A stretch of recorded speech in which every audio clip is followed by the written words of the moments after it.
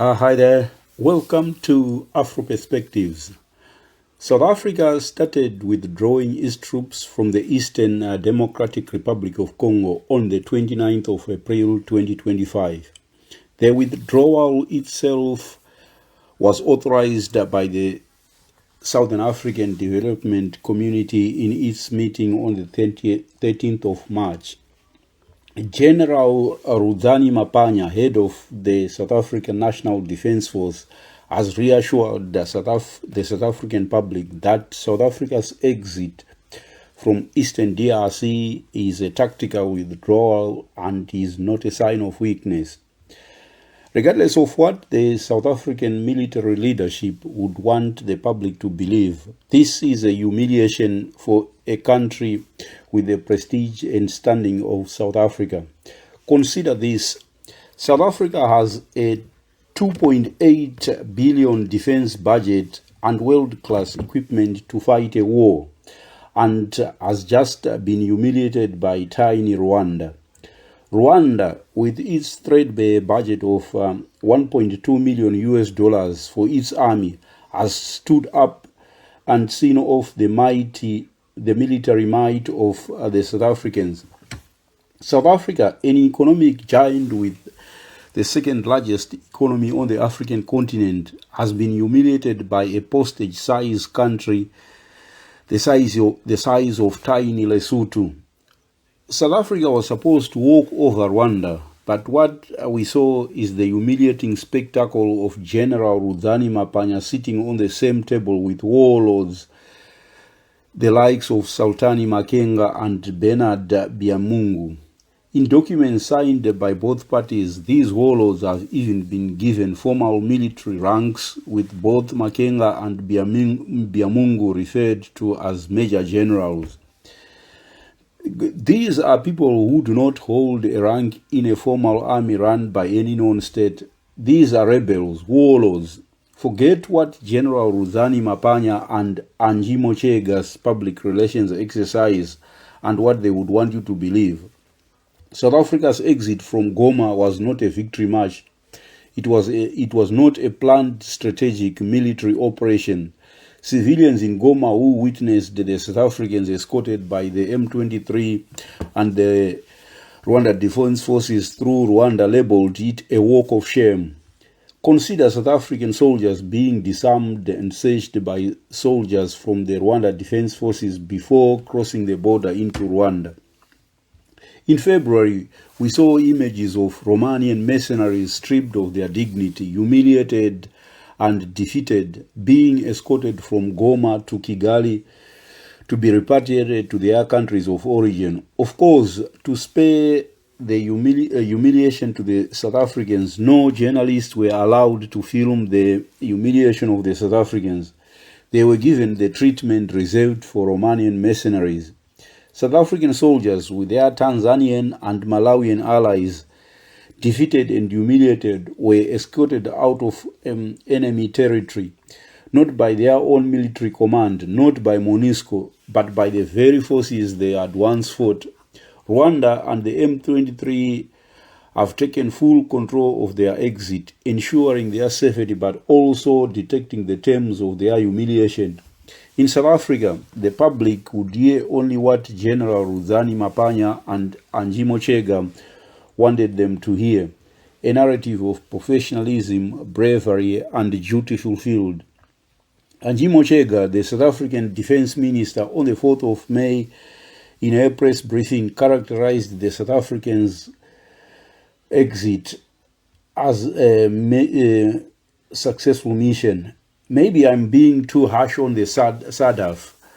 Consider the original mission's objectives. The force mandate included restoring peace and security to prevent unnecessary loss of lives and properties, as well as displacement of civilian population in the Eastern DRC, and to make the DRC itself and the SADC region at large stable from instability.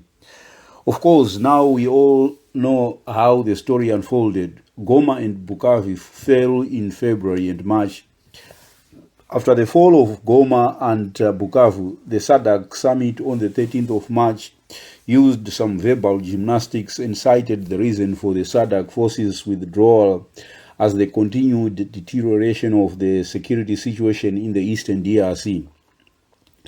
If at all the SADC force was expected to stand a chance against Rwanda and the M23, what was needed was a brigade plus force with maritime, air and artillery support capabilities, as well as logistic support and intelligence acquisition. And on top of that, what was also needed was a quick reaction force in support of the Congolese army. But what was deployed in Goma was a skeleton force. South Africa sent 2,900 soldiers, and Tanzania provided 400, while Malawi sent even less troops. The results were catastrophic. After a brief confrontation with the M23, the SADC force was outnumbered, and even with the sophisticated equipment available to the South Africans, they ended up raising the white flag. So why were the South Africans doing in Goma? What interest was the ANC government protecting? South African mining companies have extensive interest in the DRC, especially in the southern province of Katanga. Glencore, the South African mining giant, has assets in the DRC, which include the Kamoto Copper Company and Mutanda Mining mineral sites. The other South African company, Ivanhoe, although majority owned by Canadians, South Africans own about 34% of the company, and it operates the Kamoa Kakula Copper Complex in the DRC's Katanga province. And then you have Anglo-American and Patrice Motsepe's African Rainbow Minerals. Both have copper and cobalt mines in Katanga province. Then you have another South African corporation, Anglo Gold Ashanti, which owns Kibali Gold Mine in the northeast of the DRC near the Uganda border. The ANC government, through its military interventions, has ensured that South African business interests remain protected. The South African National Defence Force, SADF, has been deployed in the DRC under the guise of peacekeeping, but its presence serves to stabilize conditions for capital accumulation as well as mining operations, rather than to protect the Congolese people, as we are told. South Africa's pull out from the DRC under humiliating circumstances like what we are witnessing means that South Africa has lost leverage in any peace deal that is likely to be worked out between Rwanda and the DRC. That is now left to other players such as the Qataris. In fact, the ceasefire that has enabled the exit of the South Africans was facilitated by the Qataris. Mbeki's 2002 peace deal in the DRC, and it meant that multiple South African businesses, many with links to the government, expanded their operations into the DRC and have been thriving in the DRC for the past 20 or so years.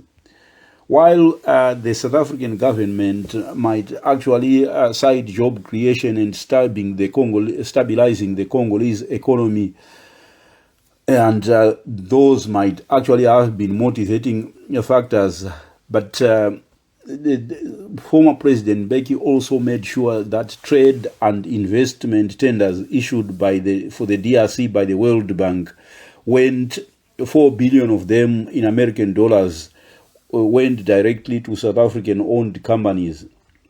On the other hand, it might well be that South Africa wanted to get involved because the DRC is a member state of SADC, and the South Africans wanted to assist for the prestige as a peacekeeper, which is what South Africa also did in 2013 with the United Nations Force Intervention Brigade.